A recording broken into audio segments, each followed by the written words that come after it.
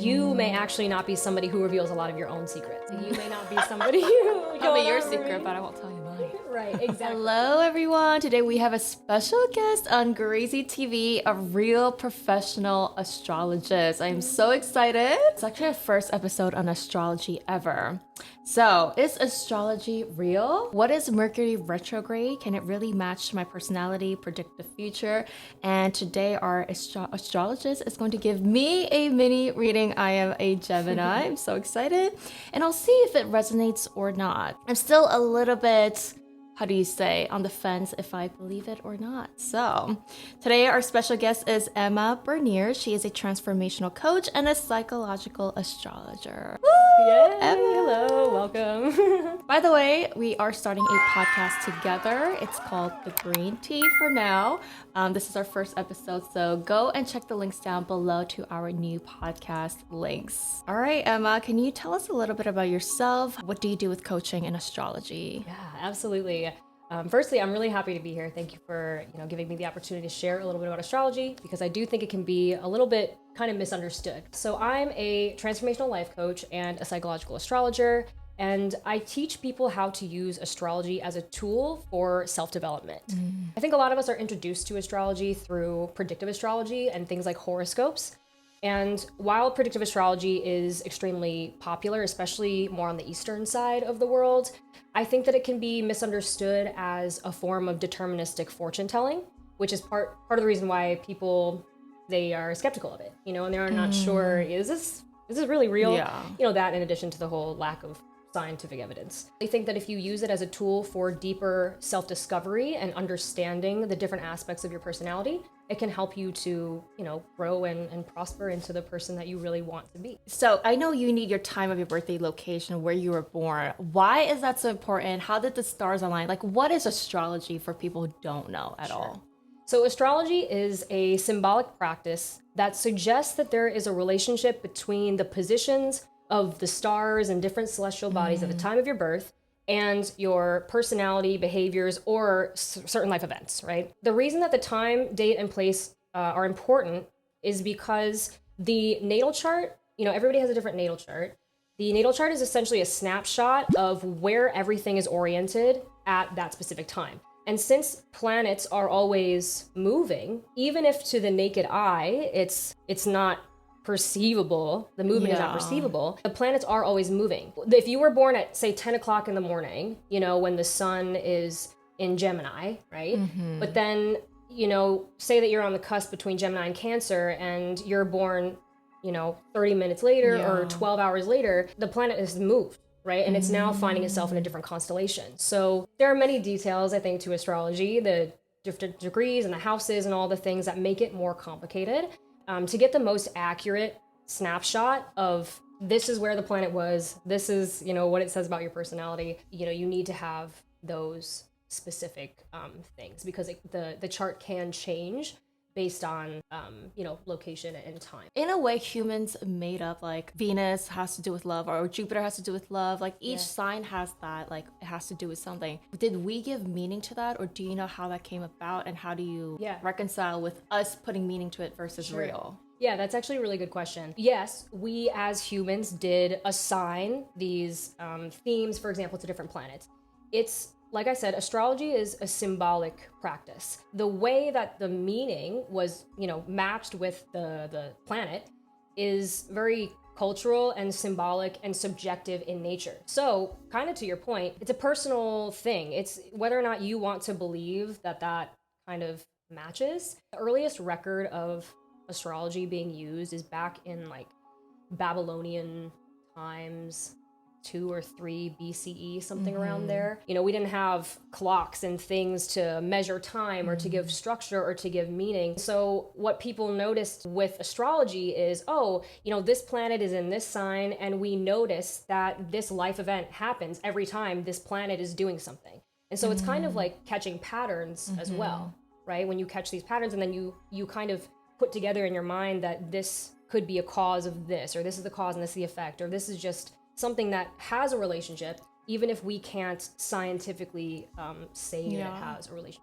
It's a good question, but I think, ultimately it's a very subjective and symbolic thing that each individual gets to say yes or no, I believe this has value and this has meaning to me, or it doesn't. Yeah. Kind of like they say during full moons, there's like the most murderers or like crazy people. Oh, so I'm not gonna lie, we see many astrology TikTok influencers. I'm sure you've been scrolling. Everyone, especially Aries, Cancer, Capricorn, and Libra placements, are going to have a huge emotional purge before the end of the year because we have an emotional Cancer full moon on December 26th, December 27th. All Libras, you know, from month of blah, blah, blah to blah, blah, are going to have great love life. You know, you've seen those videos. Yeah. So I want to know, what do you think of those general addicting short format astrologers on social media? Are these claims true? What do you think?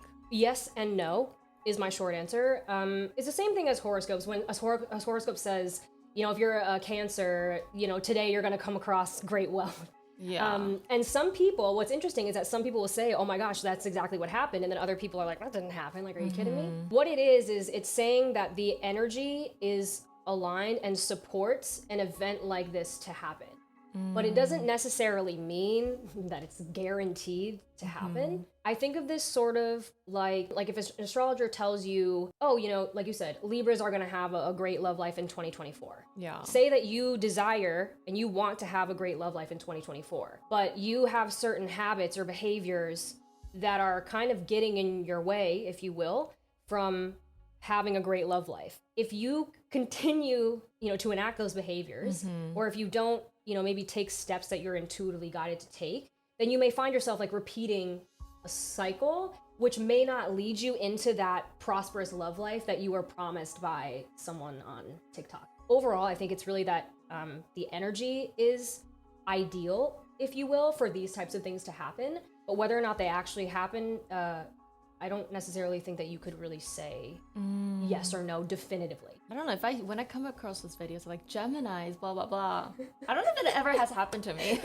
Yeah. So I'd rather like leave it up to me, but at the same time, yeah, I don't know. So what is Mercury retrograde and why are people so afraid of it? Retrogrades in general are times when a planet is perceived to be moving backwards in the sky. And so if you kind of look at that concept of a planet moving backwards, that's why people will say, for example, with Mercury retrograde, when Mercury goes retrograde, all your exes are going to come back, you know, people from the past, because it's that same idea of the motion backward in the sky. But reality of retrogrades, for me personally at least, is I try to look at them as opportunities to revisit something, look at what needs to be done to renew something, if you will. Mercury is the planet of communication. It's about our thought processes and our learning styles. We often hear that our exes come back during Mercury retrograde through, like, you know, they reach out to us after we haven't heard from them for months, right? So for me, I look at that not as, oh, this is a bad thing that's going to happen. It's, if this does come back around to me and say that my ex does reach out to me, perhaps there is something about that relationship that I am supposed to revisit. Now, when I say revisit, I don't necessarily mean get back together with this person, carry out a relationship with them. I mean, like, revisit the themes of this relationship. What didn't work out here and why? Let me reflect on that. Let me actually think about the patterns maybe that we were kind of stuck in, and what was I supposed to learn from this relationship? And based on that, you know, is this a relationship that I think I want to renew and start again, or, you know, kind of start a new cycle with? Or is this a door that I feel like, okay, you know, I've learned this lesson, I understand what this was meant to teach me, and I'm now ready to kind of give myself that closure, if you will. This is just an example. The idea is you revisit these themes so that you can move forward in your life, regardless of whether that person, for example, is coming with you or not. I know that a lot of rumors has it that wealthy elites, notable people in the past, have used astrology to make big prediction and moves. Do you think it helps one make important decisions? Yes. So there is recorded, I suppose, evidence, or at least stories, famous or wealthy people having used astrology in a predictive sense to make decisions and pass laws and start businesses, I guess. Ronald Reagan is one of those people, allegedly, who consulted an astrologer to figure out, like, when was a good time to travel and, you know, implement certain laws. But JP Morgan is another one who allegedly consulted an astrologer for financial decisions. Princess Diana of Wales, the late Princess Diana, I believe, also had been someone who is said to have consulted astrology. Predictive astrology is really common in the like Eastern side of the world. Vedic astrology is primarily, predictive, very karmic. Psychological astrology, which is the type of astrology that I do, is really more prevalent here in the West. To be fair, there is something to predictive astrology. People still practice it. They're still very accurate with it. If it resonates with you to utilize astrology in a predictive sense, then by all means, like lean into that, explore it. It's a personal preference because there's some people that I know who they swear by predictive astrology. They don't really look at psychological astrology that much. They will make big life decisions based on predictive astrology. But then other people, they maybe completely like disregard it. They think it's fortune telling, they think it's pseudoscience and all this stuff. And then other people who fall in between, which maybe for me, that's kind of where I sit with it right now. I will definitely give it consideration. I'm not very likely, if I'm honest, I'm not very likely to make some crazy life decision just because of predictive astrology. Like I'm always going to weigh. So predictive astrology is different than what you do a little bit. A little bit, yeah. So with predictive astrology, the emphasis is on forecasting like events and trends. Okay. What is going to happen? When people say, oh, at this point, Saturn's moving here, so you're going to have, duties in your love life or something. I don't know. I focus more on the use of astrology, the archetypal use of astrology to help you better understand your behavioral patterns and underlying psychological motivations. Predictive astrology, it doesn't focus on, but it can sometimes push this external locus of control idea. Your fate is decided for you. There's a whole side of the world that utilizes predictive astrology. But I think because of the nature of it, it can leave some people feeling like their whole life is set in stone. And then they kind of feel like, well, if I have no power of choice and everything is decided for me, then what is the point in me trying to do anything with my life or trying to pursue a desire that I might have only to hear from an astrologer that, oh, well, that's not going to happen for you. And so it leaves people feeling really powerless and really helpless, and it just makes them feel like they're at the mercy of the stars. I'm not saying that because I believe negatively about predictive astrology. It's just, even with the clients that I worked with, like these are the concerns like that they would bring to me about predictive astrology. The way that I use it is more to kind of shift the power, if you will, back to you, so that you use it as a tool to better understand yourself. But to me, astrology is something that you can still employ a power of choice with. This is what your natal chart says. This is the energy that's highlighted here. You can choose whether or not you want to like lean into learning to embody these characteristics. If you believe, hey, that's something that I really want to develop within myself. Okay, sure. Like, let's talk about it, right? Let's dig deeper and understand what might be motivating you here, what could use changing, what just needs some acceptance. Again, astrology is a tool. It's not something that like you make your whole personality. It's something to help you better understand your personality, how you move about the world, how you interact with the world. Now, Emma's gonna give me a mini reading. I'm a Gemini born May 27, 92. So we're gonna see if I resonate with it or not. I noticed that what's interesting about your chart is that you have the Sun and Mercury in the 8th house. Gemini is an air sign. It's rules the themes and domains of communication, learning, thought processes, things like that.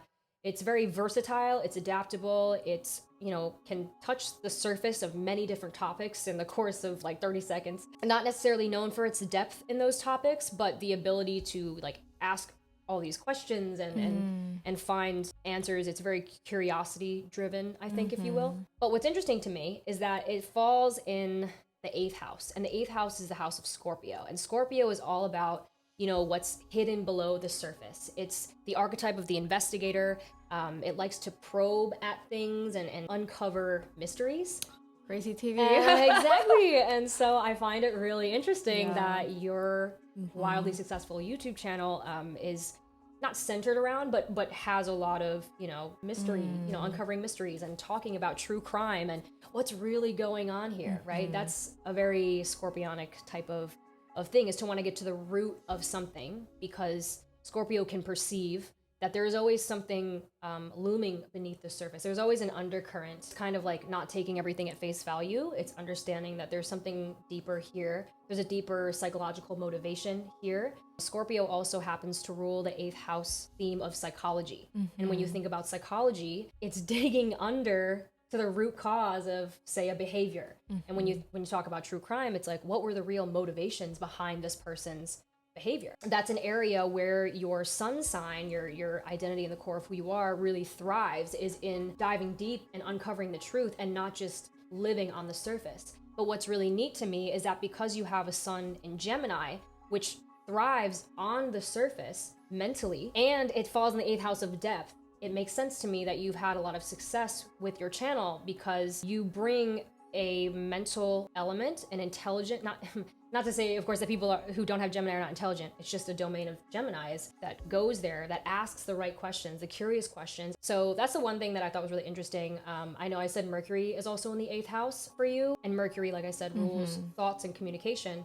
So it means that you naturally are inclined to also think that way as well. And your mind is very curious, not just in a widespread way, but also in a deep kind of way. Oh, and the other thing with that, on more of like a personal level, is I find that Mercury and Sun in the 8th house people, they love to expose like secrets, or they love to like expose like the reality of like, you know, like a crime, for like a crime, like a case. What am I trying to say? A case, right? Like to expose that type of secret. I don't mean like putting your friends on blast and telling all their business, right? But yeah, you know, exposing the truth behind these cases, for example. But in your own nature, you may actually not be somebody who reveals a lot of your own secrets. Like you may not be somebody who, you know, is always telling everyone like, oh yeah, this is really what's going on. Tell me your secret, but I won't tell you mine. Right, exactly. The other thing that I found kind of interesting was that you have a midheaven in Leo, and it's conjunct Chiron, also in Leo.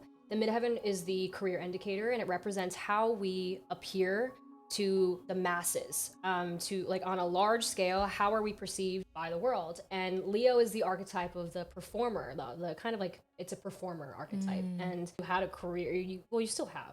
Yeah, I was a singer in Korea. She as a K-pop singer, and that fits obviously similarly to the YouTube channel. Yeah, it fits really well with kind of the career path that you naturally found yourself in. Now, what's interesting to me is Chiron is an asteroid that is supposed to represent one of our deepest wounds. It's a wound that we maybe don't feel like will fully heal in this lifetime, but we learn to manage it and work with it. In doing so, it can become one of the greatest strengths that we have. Chiron in Leo can present itself as a wound around being seen. Could either be somebody who like completely avoids the spotlight or, you know, any type of attention, or somebody who posingly, right, is always trying to assert themselves and shine and try to put themselves out there. Leo rules the domain of like creativity and the inner child. It's about fun. It's about, and when we think about creativity, like things are creative when you just allow yourself to express without the restrictions of like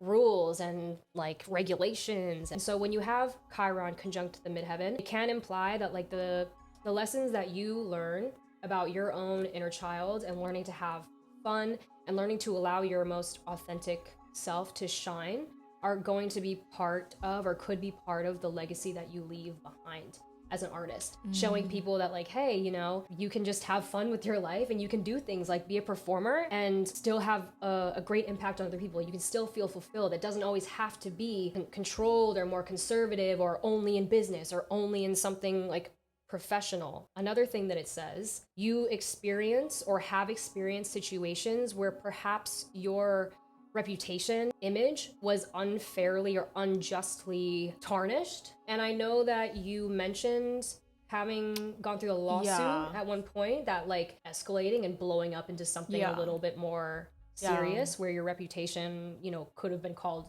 into question. Yeah, so I went through a 2-year lawsuit and it like completely ended my K-pop career in Korea. So could that be? I know everyone is wondering about the love life.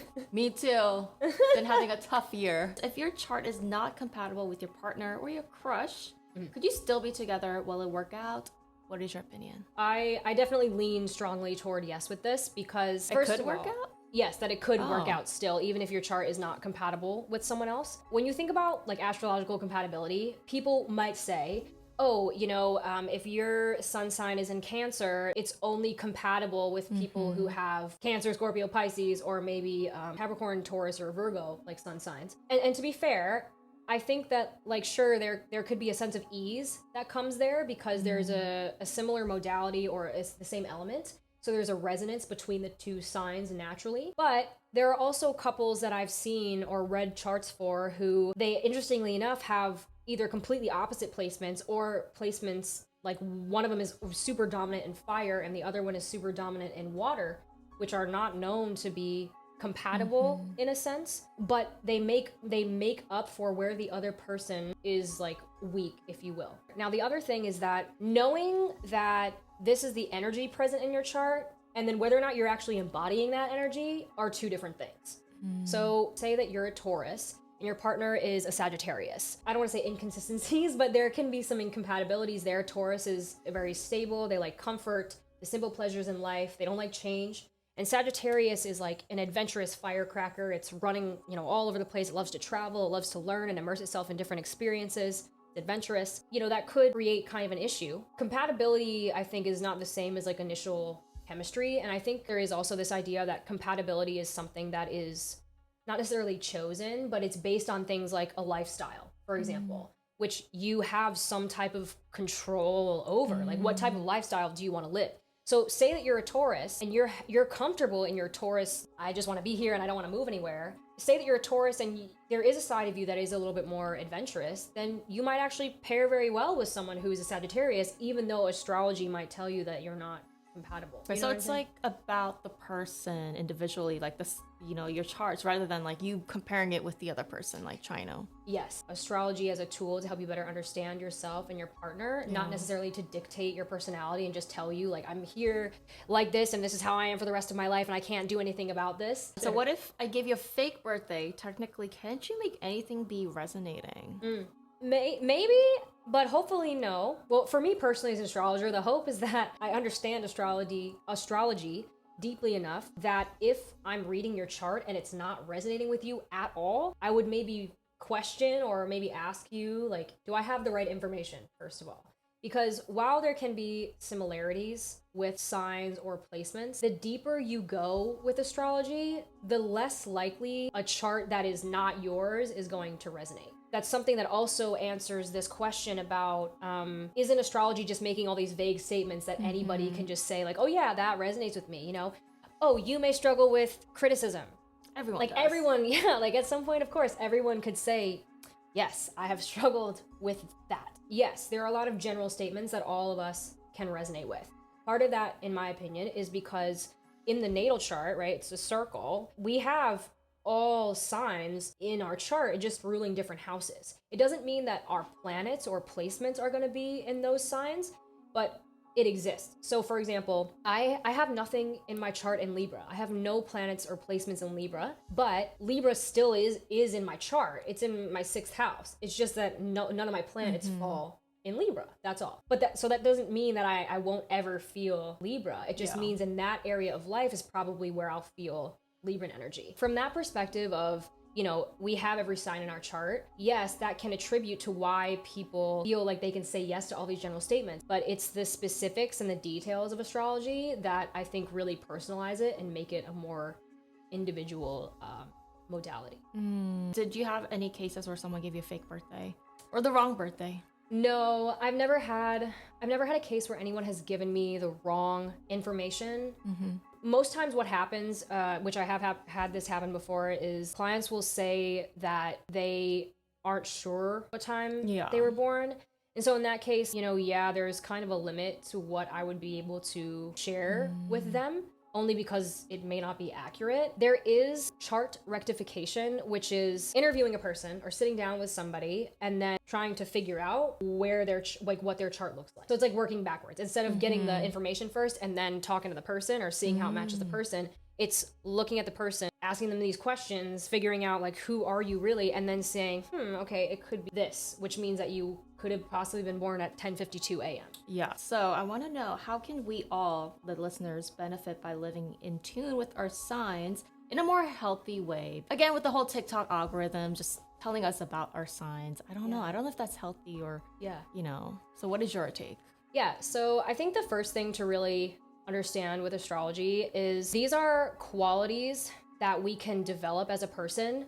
We aren't like static people who just exist one way for our entire lives. Like we're always changing, we're always evolving, whether we're choosing to consciously or not, I think. One of the things is we should think of astrology not as like an end destination. Okay, I have a sun in Aquarius, right? So I have a sun in Aquarius. So for example, one of the things could be that I'm innovative and a humanitarian. It doesn't mean like, okay, I'm gonna go do something on Saturday where I'm in like a humanitarian type of field, or where I am volunteering, for example, and then say to myself, okay, like cool, I've like lived my astrology, I'm good to go, I don't have to do this anymore. It's really more about like cultivating the qualities of the sign, the expression, you know, finding the expression that your signs represent, and then learning to embody that. Again, I guess you don't necessarily have to do that. Like you could choose to be like, I don't care. I don't want to develop that quality. Okay, that's fine. You know, no one's forcing you to do that. Living more in alignment with the expression of your signs, I really do think can bring you, of course, a sense of alignment, but also like a sense of purpose and fulfillment. Kind of hard to explain, I suppose, because there isn't necessarily empirical scientific evidence that says doing this will definitely lead you to like a 75% chance of fulfillment. In astrology, there's something called the lunar nodes, the south and north node, that represent life's purpose indicators. The north node can, in some form, dictate or signify destiny. Now, when I say destiny, first of all, I don't mean fate, like you're doomed forever. I mean destiny as in more of like a potential type of thing. And this is something that could help you feel more fulfilled and reach a certain type of potential that maybe you wouldn't reach if you decided not to fulfill it, I suppose. So anyway, the south node represents your comfort zone. It's where you've already been, it's qualities that you've already mastered, and your north node represents qualities that you are learning to master, and in doing so will propel you toward your destiny, your purpose. I personally, like I have a south node in Taurus and I have a north node in Scorpio. So south node in Taurus has a comfort zone of, you know, being very practical, very like simple, not super emotional, a little bit resistant to change. Scorpio is about emotional resilience, transformation, allowing endings to become new beginnings. It's really about like diving deep beneath the surface of things. So it's not about like the simple pleasures of nature and just like at face value. It's deeper than that. Scorpio is also like the house of death and kind of maybe darker things, darker themes of life. So naturally, you know, it can be uncomfortable to have to look at those things. If I were to only live my life embodying the qualities of Taurus because they're comfortable for me, that's fine. But I personally have found that in doing so, I hit a ceiling on like a level of fulfillment in my life. Like I feel comfortable, but I don't feel like I'm growing very much when I'm there. It's having learned and strengthened and like the qualities of Scorpio that have helped me feel like I have really achieved some type of like fulfillment in my life. I'm not trying to say that just embodying these qualities is gonna bring you like that's all you need to do to be fulfilled. That's not what I'm saying. I think humans are more multifaceted than that. But leaning into those qualities of like emotional depth and emotional resilience, transformation, and allowing myself to be transformed after the experiences that I have has pushed me to an entirely different level in my life. When I started my life, I was a very like emotionally closed off person. Actually, speaking to astrology, I was very like scientific minded, sort of. I struggled to trust what I don't know, which is one of the Scorpio strengths is trusting in the unknown. So I would struggle actually to believe in things that were not scientifically proven. That's fine. You know, I studied neuroscience in school, and I think that still helped me a lot to have a background in science to understand myself from a psychological perspective. But my own level of like fulfillment and feeling of purpose in life has skyrocketed ever since I allowed myself to explore and expand belief system or even my own interests outside of what my eyes can see and what science can prove to me. And now I'm finding myself here as an astrologer into this kind of more mystical realm of things that we can't perceive with our eyes. And I had to let go of certain beliefs that I had or certain fears that I had to become open to this. I had to let go of certain fears of how I was going to be perceived for being someone who came from an academic, scientific place and community who's now going to turn around and be like, hey, everyone, astrology, you know? Yeah, I like how astrology, like you said, is a tool. And it's I feel like it's something that you could try to benefit more with your life instead of being like a predictive thing, like you said. So interesting because you're a psychological astrologist instead of predictive astrology. I know you do personal bookings if you want a reading by Emma. Can you tell us like your links? Yeah, so the company that I operate under, that I started, is a holistic wellness company. It's called Ebb and Flow Dynamics. If you go to my website, you can find me there. It's ebbandflowdynamics.com. I'm on Instagram as well if you want to follow me there for like shorter form content. And I will eventually be starting a YouTube channel as well for some longer format content to be able to answer some of your questions more in depth. So if you want to get to know yourself a little more through astrology, go book with Emma. Thank you so much for joining. This was so interesting. Well, see you guys next time. Bye. The Green Tea Podcast serves thought-provoking and celestial stories with motivational guests like secret millionaires, biggest music industry producers, and your hosts Emma and Grace diving deep into the mystery of the universe. Available everywhere you listen to podcasts.